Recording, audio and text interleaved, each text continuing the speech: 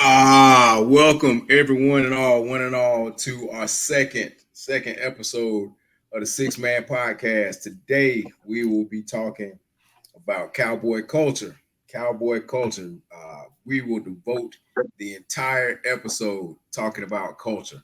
Uh, Culture is defined in the dictionary as symbols, language, beliefs, values, artifacts that are a part of any society. So we are going to focus we'll be focusing on the beliefs and values of cowboy culture. So we're just gonna dive right on in. We're not gonna waste any time because I'm pretty sure this is gonna take up the entire block of time. So fellas, we're gonna go ahead and dive right in. Who wants to jump in and start this thing off about culture? Let's go ahead and let Rod talk. He probably got about 40 minutes of the whole. Yeah. Oh my gosh, man. First of all, fellas, what's happening, man? Cowboys culture, man. We when we think of the Dallas Cowboys, first thing we think of is Jerry Jones and how Jerry and Steven run the organization, man. We've all said it before. They run it with a country club mentality. You know, we're the Cowboys. We don't do this and we don't do that. There are certain things that we just don't do as Cowboys. Um, Therein lies the problem, and it permeates through the coaching staff, the team, the players. Um, so as long as he's running it as a culture club, some type of country club, the Cowboys won't get to where they need to get to, and it's an overall attitude adjustment. You look at other teams, the 49ers, the Eagles, they have a tougher mindset, and it starts at the top. And until that changes, we just won't we're finesse. We're a lot of substance. I'm sorry, not substance, but it's just a lot of finesse with a lack of substance. There's so much to be said. So it's. I'll let my other brothers comment on this as well, but we got all show, and we'll circle back around to a lot of stuff. Do you think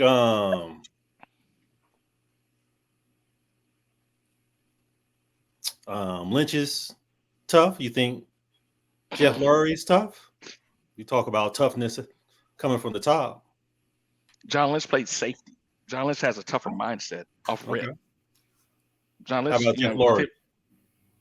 I don't know a whole lot about Jeff Lawrence. I'm not going to sit and say he's tough. But if you look at how the Eagles approach the football, the Eagles approach the free agency. You know, they go after it. They go get the people that they need, then put them in spots to win football games. I don't know if Jerry's doing enough of that for us to have a different mindset. No, he's not doing enough of that. But I think I actually think the toughness and the attitude starts with the head coach. So, we know Fat Mike ain't that. well, right, exactly. So, I agree with that. As far as Mike McCarthy is not that, but switching subject. Not switching subjects, but with the culture, uh, especially with Dan Quinn. Dan Quinn had a buddy system with those guys over there. You have to be that coach. I mean, you can't be their friends. You can't hang out with them, and it seemed like that's what type of environment that they had with the Cowboys.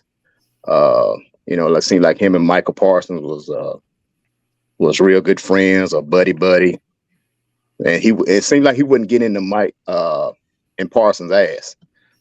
So that's why I think with Zimmer coming in on that defensive side of the ball, I think it's going to be a little different now. Because I think Zimmer is going to get in their butts on that defensive side, and that's what we need.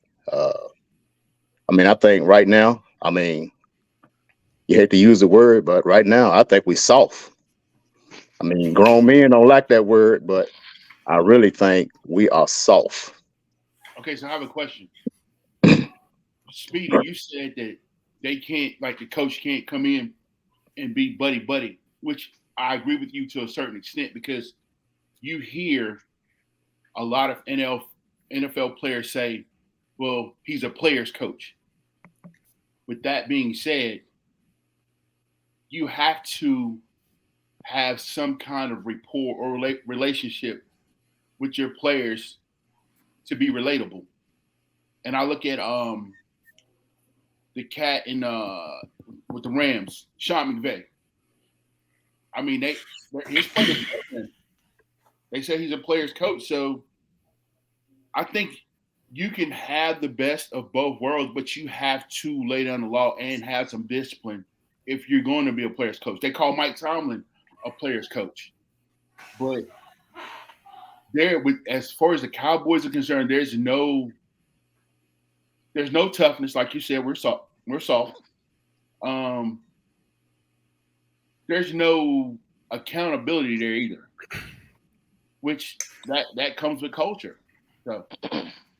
So I guess, and these are all valid points, but I think one of the main things to solve a problem, you have to get to the root of the problem, And so when we look at culture and our cultural woes, we had culture problems before now. Oh yeah. We've had culture problems since, I would say, the Clapper took over as head coach.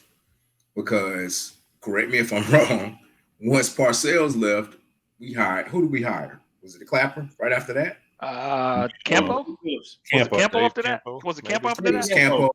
Dave Campo. 3 weeks. That was the beginning of the year. 3 weeks. And then we had the Clapper, and therein lies the problem. So whenever I hear, that when you look at the common denominator in all of this is JJ. Sure. So I'm not gonna say his name. I refuse to say his name. But JJ is the problem. Why you won't say that man's name? I will not say that man's name. Hey, Say his name. Jera. I'm not saying his name.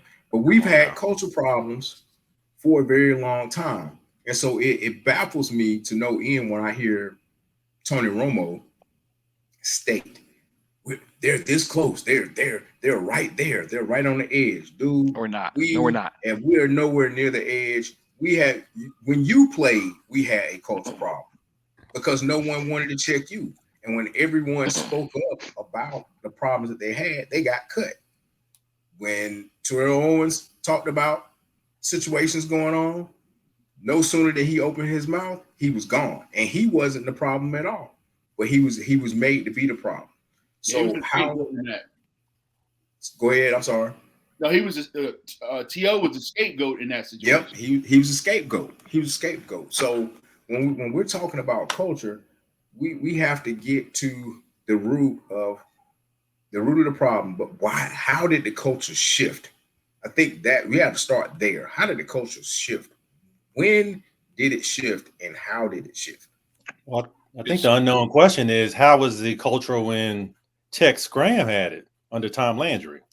I mean, how was that culture? We don't really know. Man, I also think, I mean, let's keep it real. I mean, we had culture problems when Jimmy Johnson was there, but yeah, those guys was winning. So I mean, a lot of things was overlooked, but I mean, it just. Now, the question is, did we have culture problems with Jimmy, or did we have discipline problems with Jimmy? We had discipline problems. Does that go into culture? But that goes into culture. I mean, that's part of it. That's part of it. Yeah, that's part of it. But we were winning. So winning takes care of a lot of things. You overlook a lot of things when you're winning. But you get your finger pointed at you when you're not winning, and we haven't won in 28, 29 years now. Yeah. So that's the Cowboys standards, man. I mean, it's Super Bowl or bust, and we've been bust for the last 29 years.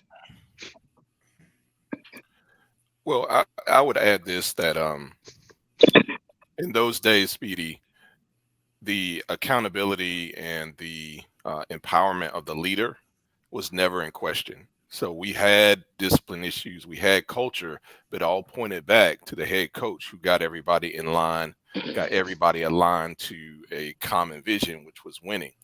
that no longer exists and hasn't existed since Coach Johnson left. So, I hesitate to talk about culture a lot because we all know it's there. We all know the issue, but it's the one thing we really can't do anything about because it stems from the top. And until the Joneses take a step back, until they hire football people to allow to make football decisions on what's best for the football team, I think we're going to continue to see these issues. We're going to have really good regular seasons because we accumulate talent really well. So what we'll do is beat up on bad teams like we've been doing, make the playoffs. And then when the talent shifts and you're playing against really good teams, that's when the intangibles come into play. That's when culture rears its head. And that's why we haven't been successful, because all the little things, you're not buttoned up, the penalties, the time management, the discipline, those are all things that tie back to culture. And we can't get away from the bad management. So it's just like this endless cycle of this conundrum that we're stuck in. Like, we can't get out of it until they take a step back and just let somebody run the organization that knows what they're doing. Also, when we think about culture and being soft and quote unquote choir boys in the locker room, we can go back and look to the draft the year that we didn't draft Randy Moss and drafted Greg Ellis. We did that because of Greg's character.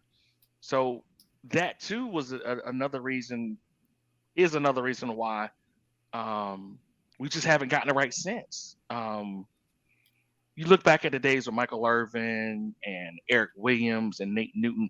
We've all heard the wild stories about how much they partied and so forth and so on. Like we said, it was a discipline problem back in the day. And Speedy, to your point, outstanding point. Winning cures it all. Winning cures it all. Those teams were winning, so a lot of stuff was kind of swept under the rug. This ain't really happening, type of deal. So again, like Kobe said, man, it starts at the top. We all know what the problem is, man, and it's not a fixable problem. We can't fix it. We simply can't fix the problem in Dallas. Just like talking about it again. We can get as many people in the locker room. We get whoever we want to coach. It ain't gonna matter. No, I feel like if you get a coach that will hold those players accountable, because like you just said, them boys back in the day, they was wild.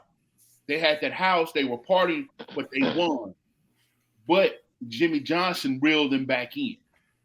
When the story broke about the house and Michael Irvin's cocaine use, Jimmy Johnson reeled all that back in. We don't have a coach who our players don't respect the coach. Let's keep it above. Nobody respects Mike McCarthy except for Dak. He's probably the only person. Hell, some of the players don't respect the quarterback. Let's be honest. Right. Until you bring in a coach who the players will respect, and that same coach has to tell Jerry, look, you hired me to do a job. I'm going to do the job my way. You sit up in the office and you write the checks. That a coach would care a lot of that. We can complain about Jerry all we want to. We know he's not going to relinquish any control. Correct. So therefore, there has to be a coach brought in that's not a yes man to say, yeah, Jerry, I'm going to do it like this. Yeah, Jerry, I'm going to do it like that. You got to bring in a coach that says, hey, Micah, stop talking so much on your podcast. Hey, Dak, you got to have better reads. You know what I'm saying? And I feel like if you bring a coach in that's a hard ass that will hold the players accountable, then hopefully that will trickle down with the players. Because just going back to culture, we have no veteran leadership in that locker room. None. So it starts from the top, but you really can, if you bring in a coach that will hold players accountable, because we all heard the stories about how tough Jimmy Johnson was. He didn't mind cutting nobody. If you was out of line, you fell asleep in a meeting, star or not, you got cut. Hey, no, that wasn't true. I mean, he cut that running back, but he wasn't cutting Leon Lett. He said, "I'm not a fool now." Oh, he's stupid. I'm not a fool. I'm saying, I feel you though. I feel you. You have to hold players accountable. And somebody said something about character issues. I don't mind a guy with character issues because it depends on what kind of character issues he had. If I know what I'm gonna get on Sundays, if he want to do something stupid every now and then, as long as he ain't like robbing no banks or nothing like that, hurting folks. Like if he want to party to 2 or 3 o'clock in the morning, 4 or 5 o'clock in the morning, if he come to practice and half-ass, I get it. But on Sundays, I know what I'm gonna get from him. You know what I'm saying? Absolutely. So there's a thin line with that, with character Ab- issues. Absolutely. I mean, Coach Hayes used to say that all the time. He said, I need at least 1 or 2 thugs on the team. That keeps everything balanced. Got to. Yeah. No, we Hey, have Well, you weren't that thug though. no. Hey, We man, have a saying in whenever high school football. If you don't have problems Monday through Thursday with some of your players, you're gonna have problems on Friday nights. Because if you got a bunch of choir boys on your team, Friday night's gonna be long, baby. Yeah. But if you got a couple of kids with questionable character that are athletes. All right, I talk to the teacher. I run them after practice, something like that. But I know what I'm gonna get from them cats on Friday night. So look, this ain't that bad. But look, I put it like this: there's a balance, and there's a balance that has to take place. Yeah, you need some guys with the edge, and you want to say you need some thugs. That's fine. You need some guys with an edge. However, you need a coaching staff that's unified. You can't let on at any point in time that you're going to favor those guys that give you an edge. Everybody knows who those guys are. Everybody knows those guys make plays, but when we're in practice, we're wherever, you still lay into them no different than you lay into everybody else because they need to understand that everyone's held to the same standard. Right. So when you talk about Robin, you talked about Randy Moss. Randy Moss had character issues. That's right. I mean, that's well documented. He went to Minnesota, which I think was the best place for him. Why? Because he had Chris Carter. Right. Chris Carter was there to reel him in. Who was the Cowboys wide receivers during that time during that draft? Who were the receivers? Does anybody know? We have Ishmael. Who was it? And look, we need I tell you what, we need a stat guy. We need a stat guy. Somebody, a Google guy. Because we too looking back. Yeah, Kev's on that. Get the Google. I'm on it. So we need to know. Okay, so who was the receiver? Who did we have at receiver during that time that could have possibly played? That could have played a mentor for him. And now you got to also remember that was during a time where character was huge. Like that was like if you had any chinks in the armor, you weren't getting drafted and you would drop. Like it still happens now, but it doesn't happen nearly as much as it did back then. So if you had anything, any red flags when it comes to your character, people weren't drafting you. And so Randy Moss made us pay. He made us pay. Did he ever? He just scored again. We had literally just scored again. Yeah. So the Cowboys in 1998, that's when Randy Moss was drafted, correct? Yep. So we had Billy Davis, Michael Irvin, Patrick Jeffers, and Jeff Ogden. Yeah. I don't see mentor there. Michael Irvin ain't no mentor? No, I'm playing. Stop it. Michael Irvin was on the downside of his career. Yeah. During that time. I don't see mentor at all in any of those guys, man. So yeah, it was just like you said, Hack. It was a great thing for him to go to Minnesota. It was the best thing that could have happened to him to go to Minnesota. Ernie Mills. He made us pay for it. Who? Ernie Mills. You can stop right there, dog. Hey, Kev tripping, man. Kev tripping. I'm sitting there reading. Billy Davis. Don't know who that was. Patrick Lucas. Billy Davis. Jeffers, Billy Davis was 87. Yeah, Pat Fitzgerald. Patrick Jeffers. Pat Fitzgerald, really? Jeff Ogden. Hey, what Jeff Ogden? I don't know who those cats were. God, yeah. Put the phone down. So now. But hold on, Coach. So y'all really don't think that Michael Irvin would have mentored Randy Moss? Ask yourself that again with a serious face. I'm serious. I'm being dead serious. I think no. So- I Dude think bought a house so they could party and I'm not After the talking party. about. think After the I'm party. not talking about think that outside stuff, man. I'm On the talking no. I about field. think far as this yeah. football. This football. No, I This think he football. would. I think he would have attempted to mentor him. I don't know. I don't know how. I don't know if it would have gone over as well as it did with Chris Carter. But I, I think he. I I I think he agree with would. that. I think he would have attempted to. I don't think Irvin would have just let him sit out there and just try to learn on his own. I think he would have tried to come in and try to help him. Um, I think that that was a loyalty thing. I think Irvin was still the number one guy. If Jerry drafts Moss, what does that say to Irvin? You on your way out. You're on your way out. And I think that has been, I think, even for as much as I don't like that guy, and I just said his name, I apologize for saying his name.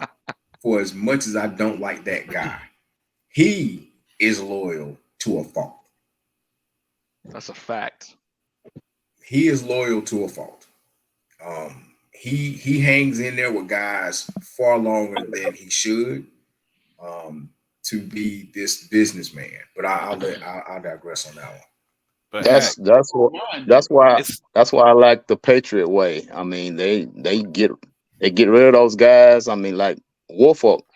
Woolfolk was a stud, but shoot, they got those years out of him, and then shoot, they got rid of him. They trade him to the Texans, and they bought someone else in. and But Hack, I agree, Coach.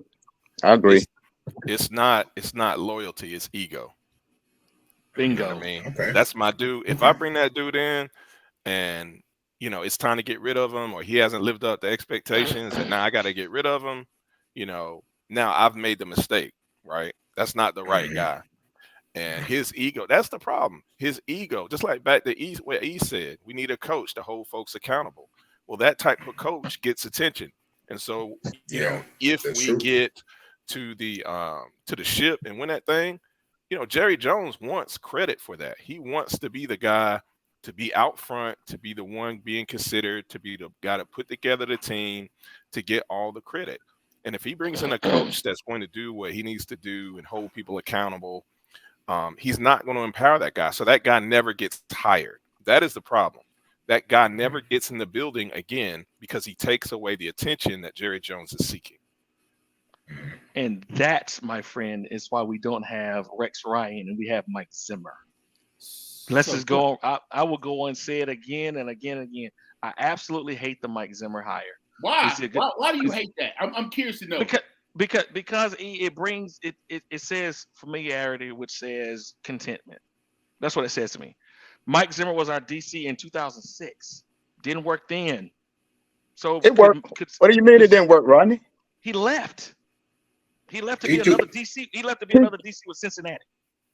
You can't tell me that Cincinnati was a better job at the time. He left to be another DC.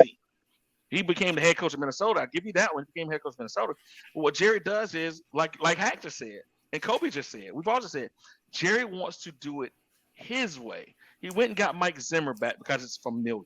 He went and hired Greg Ellis last week. Why? He hired Greg Ellis last week.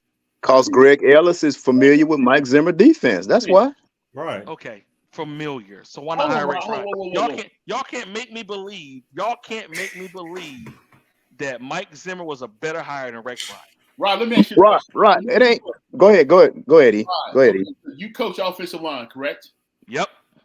All right. So you being an offensive line coach, you have certain philosophies that you teach your linemen, correct? Correct. So you get promoted from offensive line coach to assistant head coach. Your assistant should be familiar with your philosophies, right? Of course. Yes, correct. So that's what Zimmer did. Zimmer brought in somebody who was familiar with his philosophies. Why did we bring in Zimmer in the first place, though? That's my whole point, E. I would go get Zimmer in the first place. Weren't you the one in our chat group? Because we talk every day. Every day. Didn't you say you wanted to go back to the defense where you got some ends and your two fat boys inside to stop the run? Absolutely. That's what Mike Zimmer does. I get that. I promise you I get that. But is Mike Zimmer the best hire to do that? There are other DCs that can do that. So who's better? Who's a better hire? Who's a better hire? At this point, I couldn't tell you. Right? No, because let's be honest. He wanted Vrabel. He wanted Vrabel. Absolutely. Mike Zimmer runs a wanted 4-3 Vrabel. defense, correct? He does. What does Rex run? 3-4. What does Rex run? 3-4. Exactly. So you don't get those two big fat boys, space eaters in the middle in a traditional 3-4 defense. Where he had a 3-4 under his brother, and it was shitty. Rob, because I'm glad you need bodies. I'm glad you Yeah, you need bodies to run. You need bodies to run 3-4. I'll give you that one. We drafted a fat kid last year that didn't work. So, well, it didn't work because Quinn made him lose 30 pounds too. No, yeah. But you know, but that goes back to that goes back to Quinn not wanting big guys. Like that was all of Quinn's philosophy.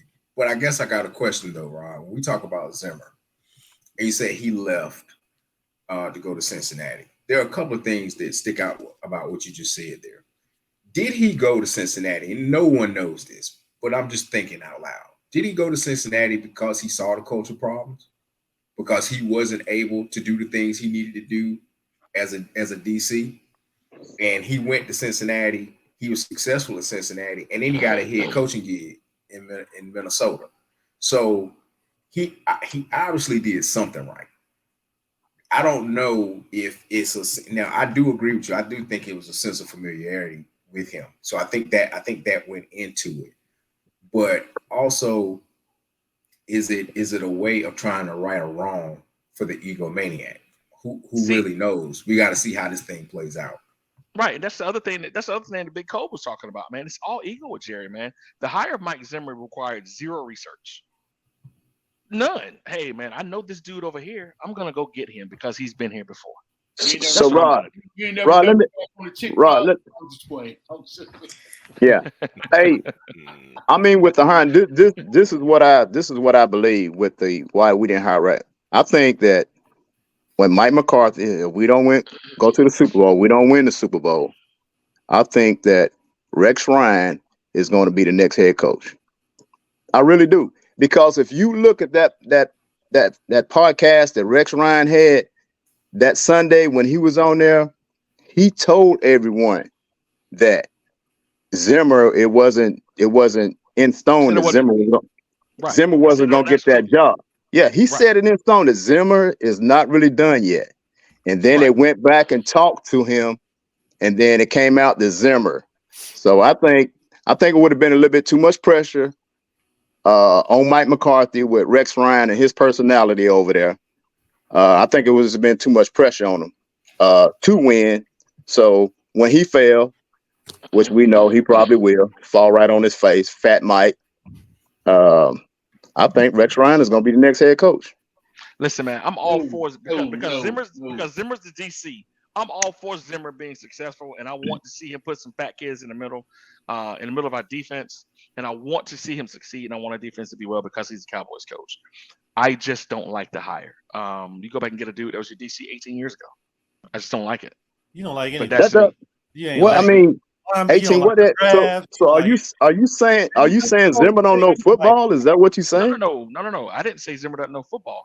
I'm saying it didn't require any work on the Cowboys staff.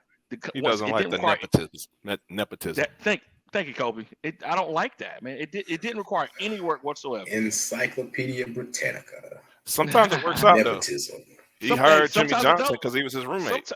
Sometimes it does work out. Like I said, I truly hope that it works out from the Cowboys standpoint.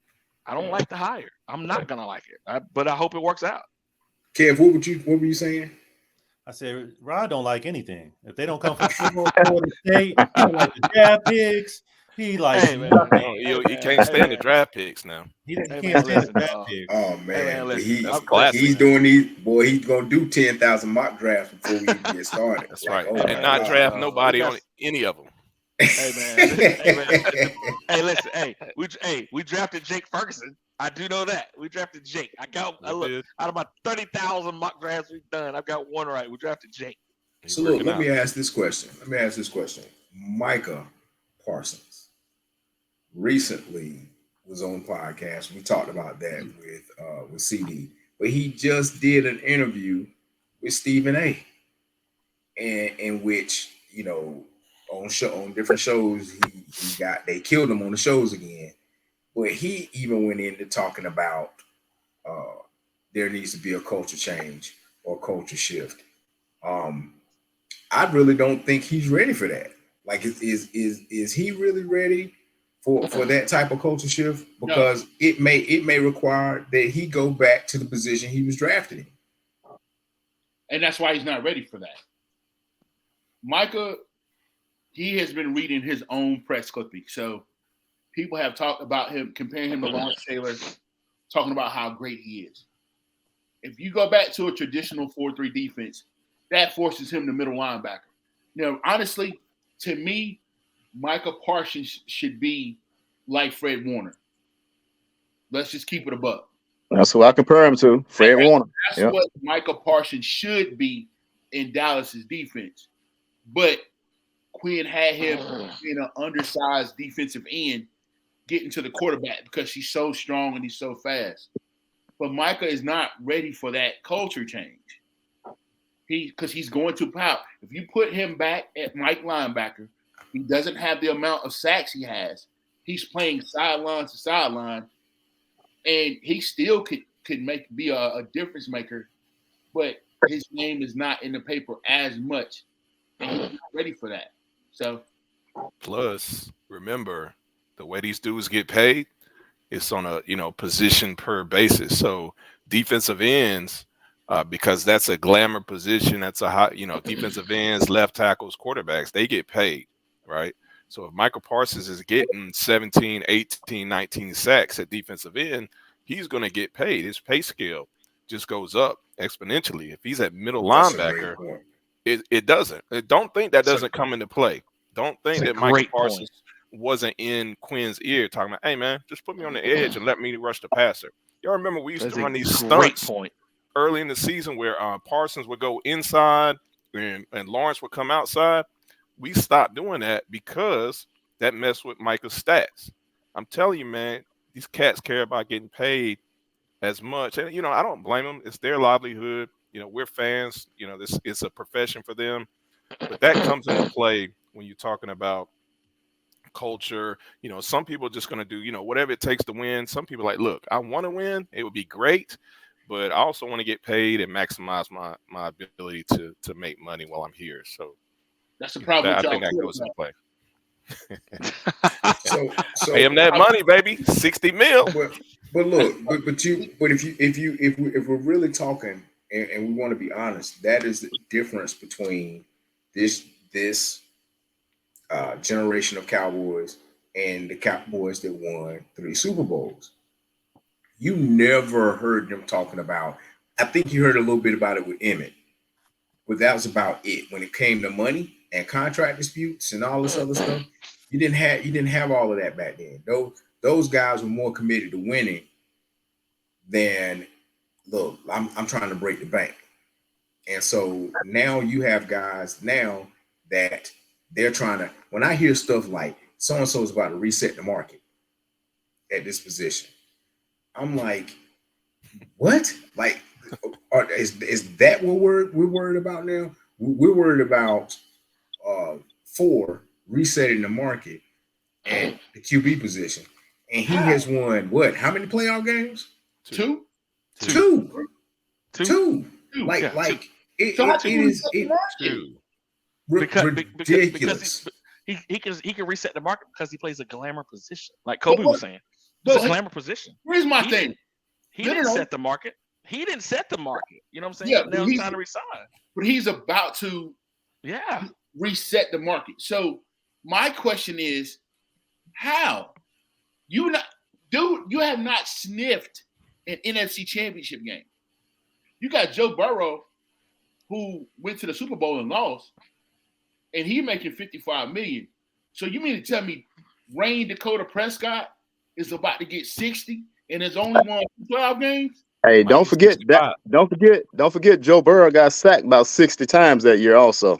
So y'all telling me that y'all think Dak gonna get 60? If Hell I yeah. look, I'm like He's this. getting I 60. hope I'm about to it is. log out It and is. go play with my granddaughter. It is my hope. He getting It is. 60. I mean, just to. I mean, it is my hope that he has some sense about him negotiating, and because none of these guys can sit at a camera, or sit in front of a camera on an interview and say that they care about winning Super Bowls and they're ready to take this generation of Cowboys to the next level and to do all these different things, but yet and still you're not trying to construct your contract where not only can you get paid, but you're also setting it up where you're leaving some cap space where you can bring some help in so that you can win this Super Bowl. That's what Like I don't understand. somebody has to be in these guys' ear to say, "Hey, look, we need to be sensible about this. This doesn't make sense for you to be the highest paid guy, and we can't get you the help you need." Like somebody has to be a voice of reason when it comes to this. Well, the agents aren't going to be a voice of reason because the agents are going to try to maximize what they can for their client. So, yeah, true. But don't they realize if they win the championship, that's going to lead to more money in the long run? They're not thinking about long run. Well, I mean, Football- you think about it. Football careers are short. They're not thinking about long run. Let me ask you, if Dak Prescott was to win a Super Bowl, just one, he would be an absolute god in Dallas. He would not have to buy another drink. He could open up his own car dealership. I mean, do they not see what Tom Brady did? Love him or hate him, Tom Brady was smart. Tom Brady took less money because he wanted pieces around him because he wanted to win. That dude was addicted to winning. He was truly addicted to winning. These guys are not like that now. They're not, man. E? They're not. They're not like that. E. They're not, man. In the words of famous, in the they're words not of built famous like Negro that. poet, in the words of famous Negro poet Eric Valines, let's keep it a buck. Yeah. Dak Prescott right now is the king of Dallas, and he ain't won nothing because he's the quarterback of the Dallas Cowboys, bro. As many people that don't like Dak Prescott, he wants for nothing in Dallas. I would go out on a limb and say he wants for nothing in Dallas, and he won nothing.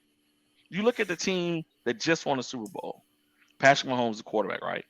Name me some more players on the roster, and I'm going somewhere with that. You got Mahomes, you got Kelce, you got Chris Jones, right? Those dudes are making a bulk of the money in Kansas City. What they've done is they put pieces around them, right? And but Patrick Mahomes signed that long ass deal to where it's a cap friendly deal, so they can do that. He saw the picture, right? So if the Cowboys extend Dak, that's $60 million. I think 24 of it counts on the cap next year, and I think 25 counts the year after that. So if they extend him, he's gonna get the $60 million, but it extends the contract over X amount of years. Kev is more versed on this whole salary cap mumbo jumbo than I am. But I saw the other day that or they get it in years. They get it in signing bonuses. That's how they can make up for I it. understand that. Yeah. I understand about extending him, but at the end of the day, when you extend him, we still stuck with regular season Dak and playoff Dak. Oh, that's not going to change. That's not going to change. That's not going to change. I don't care if we. Use your quarterback. I don't care if we. Yeah, I don't care if we sign up for $10 million. That's not going to change. That's your man. That's not going to change. Yeah, that's not going to change. Man, regular season Dak, like I said last week, when I have 2 weeks ago, I have a love-hate relationship with him. Regular season Dak, I got no problem with. Like Kobe said, we're gonna beat up on the pitiful teams. We're gonna lose to the good teams. We know that going in. In the playoffs, everybody's good. That's why it's hard to be a Cowboys fan, man. God, we know what happens. It makes it so hard to be a Cowboys fan. Yeah, indeed. But here we are. I mean, with those guys in this contract, it's a catch-22. I mean, because I have a lot of partners that played in the NFL, and I talked to them about those contracts. And I mean, at the end of the day, they got to get their money because at the end, those owners don't give a damn about them. All they want to do is win. And just like I was reading something about the other day, what's the linebacker that got hurt for the 49ers, Kinlaw? Yeah, Greenlaw.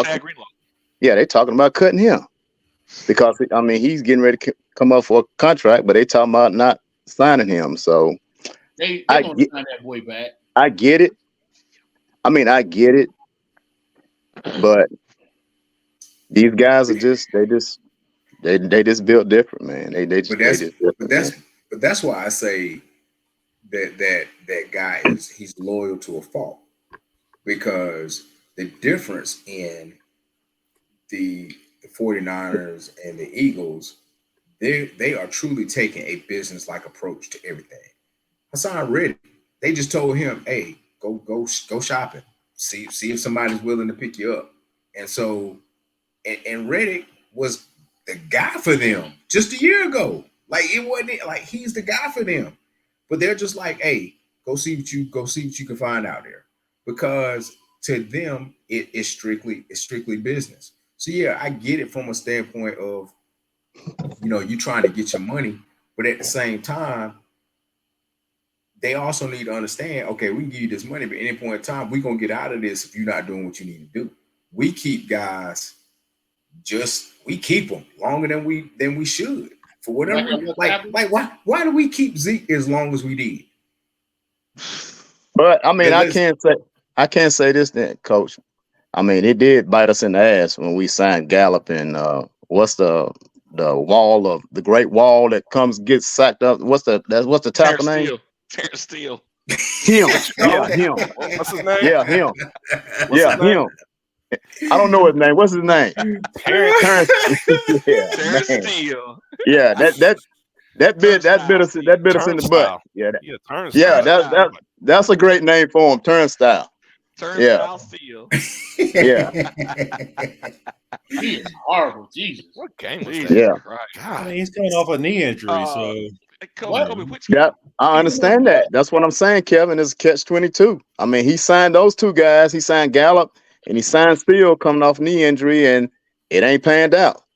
Hey, Kobe, It I think it has. was the Eagles game, man, where he allowed like 12 pressures. Man, Was it the Eagles Lord game? have He mercy. allowed like I mean, 12 Oh pressures in man, that one no, it You was game. the might as well just go 49ers out for game. a pass or it something. was the Just go out for a 49ers game. pass. It was It the was 49ers game. It was Detroit. It was Yeah. Detroit. It was Detroit Oh, the game that we were sitting there watching. The game that we Hutchinson. man, listen. Yeah. It was taking turns like my turn. The fact My y'all turn. named like 3 different games tells you all you need to know. Exactly. Yeah. Exactly. Just grab somebody. So Turnstile. I think we keep these players longer than we should. We don't take a business like approach, and I think that's the difference. When you had a Jimmy Johnson, when you had a Bill Parcells, that edge was there. They were the ones that were leaning and said, "Look, we gotta get rid of these guys." Like they needed guys. It was if someone didn't work out, okay, good, we can replace you. Now it's let's keep these guys. The minute we signed Zeke and we gave him that contract, it was all downhill after that. 90 It was million. all downhill. It was Part all of that was downhill. on Zeke though. Part of that's Zeke's fault. That's not. But that's what I'm saying. I agree it was Zeke, but when you got to do something with that. I mean, you think about it. Who was the guy from Georgia, from North Carolina? Todd Gurley. All right, girl. Gurley signed his contract. Next year, he declined. He won't even there after that. Like they got rid of him quick. It wasn't. Hey, let's see. Let's give him another year. Let's see if it's gonna work out with him. And then we get rid of Zeke when we should have got rid of him the year before. We get rid of him, and then we still got people that's complaining. Oh, we could have used him in short yardage. Man, please. Like we have made some bad decisions over the past 5 to 7 years. We've just made some very bad decisions. Some of that with Zeke is let's be honest. They ran Zeke into the ground too. They did. They ran him into the ground. They did. They They did. ran that boy into them first 2 years. He was getting 30 plus touches a game. They ran that boy into the ground. Yeah. Can that go back to what Dez was saying too, from a political standpoint in the Cowboys? Follow me now. You run him into the ground the first 2 years, it's time to redo his contract, and he's used all up. And so now you ain't gotta pay him. but Right? why do you think they ran him into the ground? Because number 4 wasn't that guy. They drafted Zeke for He Romo. still ain't. He's I knew still. that was coming. Well, I know it's still ain't. I knew it. I knew it was coming. Still ain't, but I you knew it know, was coming. He ain't that dude. He's just a dude. right. But they drafted Zeke for Romo. They didn't expect number 4 to be playing immediately. That is a great point. That is a That's great true. point. That's true, Kevin. Four stepped in, and the rest is history. Like that first year, Yes. I think that first year, he had every last one of us like, wow, this is like really. And the reason I say that now, Speedy, that may not have been for you, but for me, No, it was like that because I think no. I think I didn't know. I know you guys then, but I think me and Kevin probably was the only one that still wanted Romo. Yeah. Everybody Really? else wanted, yeah. I Okay, think everybody else okay. wanted that, I but I still wanted Romo. Yeah. I would I was have about tired of Romo then. I would love to see a healthy Tony Romo with a healthy Zeke in his prime. That offensive line when all of them were healthy, just to see what he would have done. Absolutely. Yeah. I love Romo. I was a Romo dude, man. Fumble the snap, throw a pick on the screen pass my against Washington. God. You know, The same thing Dak doing, he did it. Just one is white and one is black. Them the only two. The only difference between them two. Is the only difference. Romo never had a running game though. Romo Never. He had Yes, he did. Yes, he did. Yes, he did. bum ass Julius Jones. He had DeMarco Murray. He had DeMarco Murray. Hey, cheated that year. hold on, stop. Call him trash. Call him trash. The same year DeMarco Murray led the league in rushing, he also led the league in fumbles. Yeah. But Go back and look at it. Man, okay. Now that fumble, he just haphazardly dropped the ball against Green Bay when he'd probably still be running right now. I know. That one play. I still remember that play. I'm like, that's why we lost. He just dropped the ball. That's why we lost that game. That's why we lost that game. He just dropped the ball for no reason. How you just drop the ball? But there's no way, fellas, y'all gonna convince me that 4 and 9 aren't the same person. You take Romo and put his name on the back of 4's jersey. It's the same damn person. No, sir. Same person. So I agree with you 99% of the time. No, choke artist. He was a choke king. Have you guys seen that video when they were interviewing Andre Garrard about the snap? I did. They said that wasn't even the kicking ball. It was slick. What does that have to do with him catching it? Have you ever?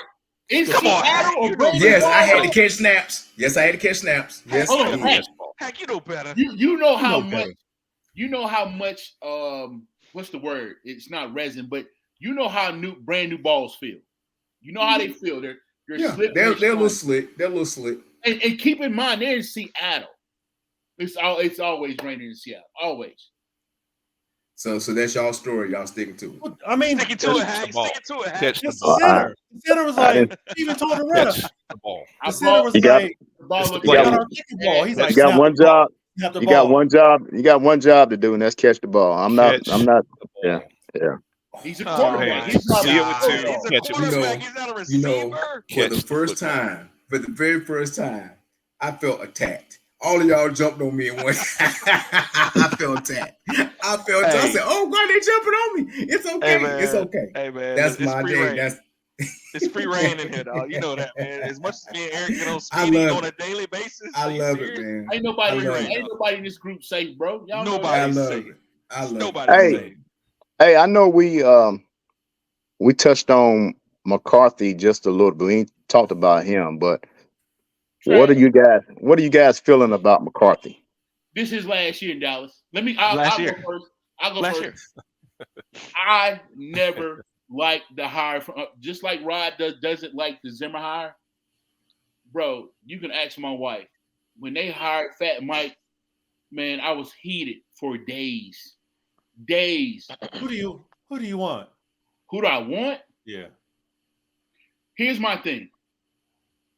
No coach who's won a Super Bowl as a head coach of one team has never went to another team and won a Super Bowl.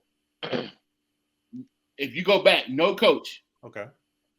I want somebody who's never won a Super Bowl with another team as a head coach to come in. I want somebody that's going to hold these guys accountable I want somebody new and fresh. I don't want one of these recycled ass coaches from the good old boy club.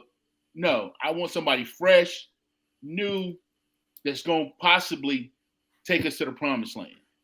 I knew Fat Mike wasn't going to do that. So you're willing to wait another 3-4 years for them to put I got to. If they're going to extend back, I got to wait now. Good point. We've been waiting Really 30. good point. We've been waiting 30. Hey, as long as Dak is a QB, and unless you bring in a QB guru head coach who got some spine to stand up with Jerry, it's going to be the same thing. We're going to be good in the regular season, beat up on teams that we should beat up on, split with teams that are just as good as us or better. We're going to fizzle out in the playoffs. So before we sign off today, and let's get to that point. I've read a name the other day, man. Yeah, I read a name the other day, man. Don't be surprised if Jason Witten gets called when it's time for the Cowboys to hire a new coach. And I will see y'all later. I'm just saying. We'll get up. Don't be surprised. Don't be surprised. I'm telling y'all, don't be surprised. Start a Ravens fan club. Man. Hey, I seen that too, Rod. I seen that too. I'm telling you, man. Don't be surprised. Now. I'm just saying.